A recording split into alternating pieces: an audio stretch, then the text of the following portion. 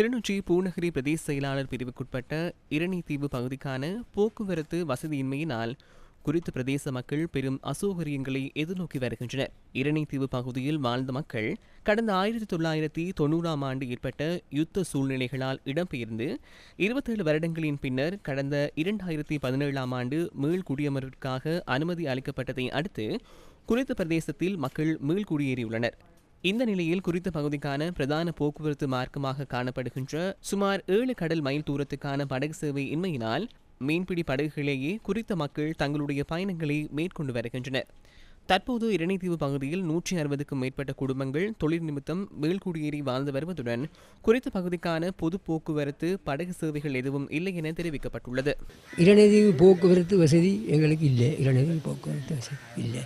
அடுத்து இங்கே போய் அங்கே வாரத்துக்கு மாதிரி வசதி ஒன்றுமே இல்லை.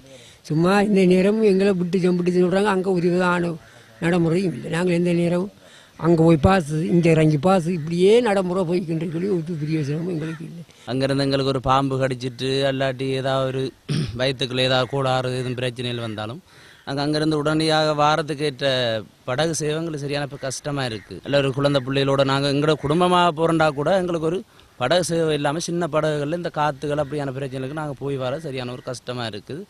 நிறைய வசதியின் மேல் இருக்கிறதால எங்களுக்கு ஒரு பொது போக்குவரத்து ஒன்று செய்து தந்தால் நல்லா இருக்கும் என்று நினைக்கிறோம். ஒரு வருத்தம் வேதனை அப்படி எதுவும் வந்தாலும் பாம்புகள் கடித்து எது மயக்கங்கள் அந்த நிலையில் ஏற்பட்டாலும் அதை இங்கே திடீரெண்டு ஹாஸ்பிட்டலுக்கு கொண்டு வரத்துக்குரிய எந்த வசதிகளும் எங்களோட மக்களுக்கு இல்லை. அதுக்காக நாங்கள் இந்த பொது நைனாதீவு புங்குடுதீவு பக்கம் இருக்கிற அந்த சேவை மாதிரி எங்களுக்கும் அந்த சேவையை செய்தருமாறு கேட்டுக்கொள்கிறோம்.